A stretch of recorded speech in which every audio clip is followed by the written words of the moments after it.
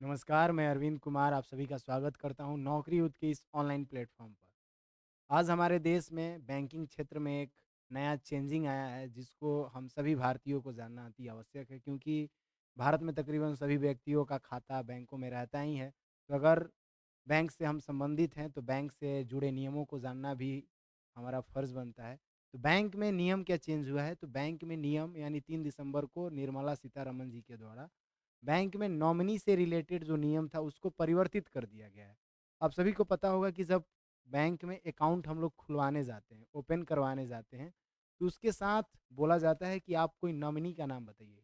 इसका रोल क्या होता है? रोल ये होता है मान लीजिए आप में से किसी का खाता है किसी बैंक में और आप किसी कारणवश इस दुनिया में नहीं रहे, तो आपके जो उसमें अकाउंट में पैसे होंगे, उनको निकालने के लिए, उनको विथड्रॉल करने के लिए ही नॉमिनी का यूज़ किया जाता है।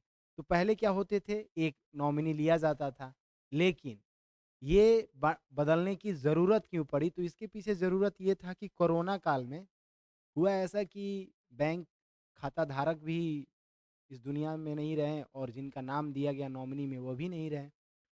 तो बहुत सारे लोग अपना होने का दावा करने लगे कि मैं उनका नॉमिनी हूँ, वो पैसे मुझे दे दीजिए। तो इस तरह बैंकों पे बहुत सारे कानूनी दबाव भी बने। तो कहीं न कहीं उस क्षेत्र से लेकर भी इसका परिवर्तन किया गया है। तो चलिए इस सेशन में आज इसको विस्तृत जानकारी के समझते हैं हम आपको। ये बिल लोकसभा से पास हुआ है, अब यहाँ से राज्यसभा में जाएगा, फिर राष्ट्रपति का साइन होगा, उसके बाद ये नियम लागू हो जाएगा। तो आगे बढ़ते हैं, तो क्या है सरकार का नया नॉमिनी बिल? आगे इस सेशन में हम लोग जानेंगे निर्मला सीतारमण जी 3 दिसंबर को 3 दिसंबर 2024 को लोकसभा में पेश की हैं। इस बिल को ये बजट के अंतिम दिन ही पेश की थी, लेकिन उस वक़्त पास नहीं हुआ था, लेकिन इस बार यानी 3 दिसंबर को लोकसभा में पास कर दिया गया है। बैंकिंग लॉ अमेंडमेंट बिल 2024 ये क्या है? तो देखिए, ये 3 दिसंबर को लागू हुआ और लोकसभा के शीतकालीन सत्र अभी चल रहा है, तो उसी में इसको निर्मला सीतारमण जी के द्वारा पेश किया गया। अब ये लोकसभा से पास हो चुका है, लोकसभा से कहाँ जाएगा? राज्यसभा में, राज्यसभा से राष्ट्रपति सिग्नेचर करेंगे, उसके बाद ये पूरे देश में लागू हो जाएगा। इसमें जो नियम परिवर्तित किए गए हैं, 16 नियमों को परिवर्तित किया गया है, आगे देखते हैं। लोकसभा से बिल पास हुआ, अब देखिए, मन में ख़्याल आएगा कि क्या कौन-कौन से नियम परिवर्तित करके इसको लाया गया है। तो देखिए बैंकिंग में भारतीय रिज़र्व बैंक अधिनियम नियम 1934 और बैंकिंग विनियमन अधिनियम 1943 और भारतीय स्टेट बैंक अधिनियम 1955 इन तीनों अधिनियमों में परिवर्तित करके इन नियमों को बदला गया है। इनके साथ कुल 16 से 19 नियमों को बदला गया है जिनमें सबसे प्रमुख नॉमिनी वाला रूल है। आगे बढ़ते हैं। आगे है निर्मला सीतारमण जी के द्वारा ये प्रस्तुत किया गया इस बिल में 19 अमेंडमेंट मतलब कि 19 संशोधन किए गए हैं और बजट बजट सत्र के अंतिम दिनों में ही इसको इन्होंने पेश किया था लेकिन उस टाइम पास नहीं हो पाया था। आगे अभी आपको मैं दिखा रहा हूँ एक cutting ministry of parliament affairs का ऑफिशियल वेबसाइट पे आप देख सकेंगे इसमें जो नियम यानी जो बिल पास होने वाले होते हैं उसका नियम क्रम वाइज दिया रहता है। इसमें दूसरे नंबर पर आपको दिख रहा होगा the banking law amendment bill finance 9 मार्च 2024 को इसको इंट्रोड्यूस किया गया था लेजिस्लेटिव असेंबली या राज्यसभा में, लेकिन ये पास कब हुआ? पास्ट इन लेजिस्लेटिव असेंबली 3/12/2024 को पास हुआ है। अब इसके बाद कहाँ जाएगा? राज्यसभा में जाएगा। आगे बढ़ते हैं। आगे है, अभी आपको लोकसभा का भी ऑफ़िशियल वेबसाइट से मैं दिखा दे रहा हूँ, लोकसभा का ऑफ़िशियल वेबसाइट है ये। यहाँ पर भी ये दिखा रहा है bill number 110 banking law bill 2024 ठीक? अब देखिए, इसमें क्या ख़ास होगा? मान लीजिए मेरा अकाउंट है या मान लीजिए किसी व्यक्ति का अकाउंट खुला, वो खाता धारक हो गया। खाता धारक पहले 1 व्यक्तियों को नॉमिनी बनाता था, लेकिन अब वो 4 व्यक्तियों को बना सकता है। इसको एज़ अ एग्ज़ाम्पल समझते हैं, क्या होगा इसमें? मान लीजिए कोई खाता धारक है, खाता धारक अपनी पत्नी को बनाया एक नॉमिनी, उसके बाद अपने भाई को बनाया, उसके बाद अपनी बेटी को और बेटा को बना दिया। 4 लोग बन गए। मान लीजिए ये खाता धारक किसी कारणवश ऐसा हो ना भगवान करे, लेकिन मान लीजिए किसी कारणवश ये खाता धारक इस दुनिया में नहीं रहा। ये 4 लोग बचे। बैंक बोलेगा कि आप चारों को जो भी इनका अमाउंट होगा दिया जाएगा। लेकिन फिर ये भी तो हो सकता है कि कोई खाता धारक बोलेगा कि हम ज़्यादा पैसा लेंगे, ऐसा हो सकता है मेबी। तो खाता धारक के पास इस चेंज में एक और राइट्स मिला है। वो राइट क्या है कि अगर खाता धारक चाहे ना, तो सबको बैंक को आगे ही बता देगा कि भैया सबको इक्वली बाँट देना या पत्नी को 25% दे देना, भाई को इतना दे देना, बेटी को इतना दे देना, बेटे को इतना दे देना। अगर ये चाहें तो सबको परसेंटेज वाइज़ भी बँटवा सकते हैं अमाउंट, जिनका खाता होगा या जिस हिसाब से आपस में वो संतुष्ट हो जाएँ उस तरह बाँट लेंगे। तो खाता धारक परसेंटेज के अनुसार से भी उन अमाउंटों को नॉमिनी के अंदर बाँटा जा सकता है। आगे देखते हैं। आगे अब समझते हैं इसमें क्या-क्या चेंजिंग हुआ है, तो वो देखिए। पिछले 10 वर्षों में जब निर्मला सीतारमण जी ने इस बिल को पेश की, तो उन्होंने कुछ बातें बताई बैंकिंग से जुड़ी हुई। क्या बातें थी? उन्होंने बोला कि पिछले 10 वर्षों में आप सभी जानते हैं मोदी का नरेंद्र मोदी जी का जो शासनकाल है 2014 से अभी तक कंटिन्यू है।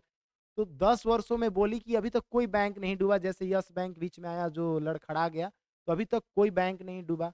फिर इन्होंने अगला पॉइंट बताया कि जो बैंक की ब्रांचेज़ हैं वो बहुत बढ़ी। आप भी देखते होंगे हमारे गाँवों में भी बहुत सारे बैंकों के छोटे-छोटे ब्रांचेज़ मिल जाएँगे। उसके साथ इन्होंने कुछ डाटा भी दिया, क्या दिया कि रूरल एरिया में जो ब्रांचेज़ थे 2014 में कितनी थी 41,855 एक इतना से बढ़ के कितना हो गया अब यानी ये 2024 का डाटा है। 2024 में 55,372 हो गया। उसी तरह देखा जाए तो सेमी अर्बन एरिया में जो ब्रांचेज़ थे वो 32,504 से बढ़ के कितने हो गए 45,314।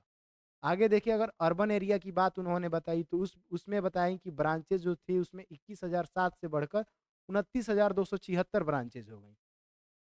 और इन्होंने और कुछ तथ्य बताया, ये बताई कि जो हाईएस्ट नेट प्रॉफिट है मतलब बैंक से जो सबसे ज़्यादा प्रॉफिट हुआ वो 1.4 है मतलब तकरीबन 1.5 लाख करोड़ रुपया। कब हुआ? 2023 से 24 तक के शासनकाल में। अब ये मन में आएगा कि बैंक कमाता कैसे है पैसा? देखिए मान लीजिए मैंने बैंक में अमाउंट जमा किए, पैसे जमा किए, अब मेरे पैसे को किसी को लोन देके उससे इंटरेस्ट ऐसे बैंक कमाता है। तो मतलब हम ही लोग थोड़े हैं, पूरा देश जमा कर रहा है पैसा, तो उन पैसों को किसी को लोन देकर उन लोन से इंटरेस्ट कमाता है। उस तरह बैंक की कमाई 1.5 लाख करोड़ तकरीबन 1.5 लाख करोड़ रुपए हुई है और इस बार का यानी 2024 से 25 वाला समय में अभी इसका हाफ ही समय हुआ, आधा ही। आधा में अभी कितना हो गया है 85,520 करोड़ का प्रॉफिट हमारी बैंकिंग ने कर लिया है। अब आगे देखते हैं। ये कुछ तथ्य निर्मला सीतारमण जी के द्वारा लोकसभा में 3 दिसंबर को दिए गए। आगे अभी देखिए बैंकों में जब कोरोना के समय लोगों का देहांत हुआ, तो उस वक़्त आपस में लोग लड़ने लगे कि भैया हम उनके नॉमिनी हैं, उनका पैसा हमको दे दो।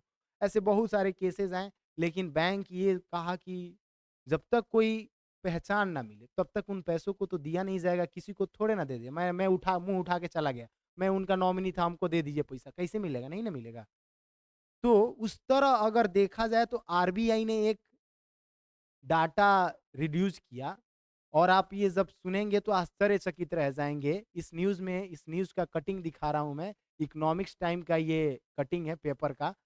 अभी जो अमाउंट है जिसका कोई भी लेने वाला इस अमाउंट को नहीं है, आप देख रहे होंगे 78,213 करोड़ रुपए ये आरबीआई के द्वारा बताया गया है भैया। इतना अमाउंट बिना किसी खाता धारक का है बैंक में।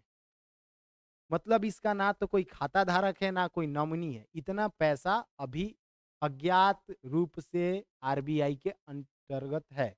आगे कुछ डाटा देखते हैं। देखिए आगे, आगे जब ये वो डाटा था हमारा 2024 का। अगर 2023 में बात किया जाए, आप देख रहे होंगे 2023 में, तो उस वक़्त भी इतना अमाउंट क्या था? अनक्लेम्ड था। इसका ना कोई खाता धारक है। ये कितना है भैया? ये है तकरीबन 42,000 करोड़ रुपए। इतने करोड़ रुपए का ना कोई खाता धारक है, ना कोई नॉमिनी है। तो मन में ख़्याल आएगा तो इन पैसों को रखा कहाँ जाता है? आरबीआई में ही या कोई अलग सिस्टम बनाया गया है इनके लिए। तो हाँ भैया, इनके लिए अलग सिस्टम बनाया गया है। उस सिस्टम को हम लोग समझते हैं, तो वो सिस्टम है आईईपीएफ। जो भी अमाउंट बैंक में बचता है, जिनके ना खाता धारक होते हैं, ना नॉमिनी होता है, उसको मतलब कोई क्लेम करने वाला नहीं होता है कि भैया हमारा पैसा है, तो उन पैसों को उठाकर कहाँ रख दिया जाता है? आईईपीएफ। ये क्या है? Invest equals education and protection fund. इसमें वो सारे अमाउंट सुरक्षित रखे जाते हैं और जब कभी भी नॉमिनी या खाता धारक से रिलेटेड कोई ऐसा तथ्य मिले या कोई क्लेम करे, तो उनको वो अमाउंट दिया जाता है। तो ये उसके लिए स्पेशली बनाया गया है, जो अनक्लेम्ड अमाउंट होता है। अनक्लेम्ड अमाउंट को इसमें रखा जाता है, ठीक ना? अनक्लेम्ड अमाउंट को आईपीएफ में रखा जाता है। आगे पढ़ते हैं।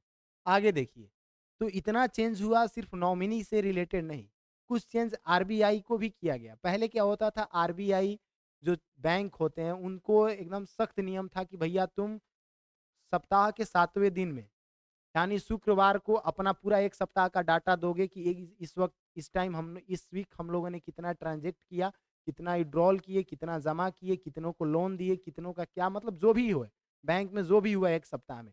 तो उनको भी ये बताया गया आरबीआई को कि भैया तुम बैंक को इससे परेशान ना करो, ये लोग डिप्रेस्ड हो जा रहा है।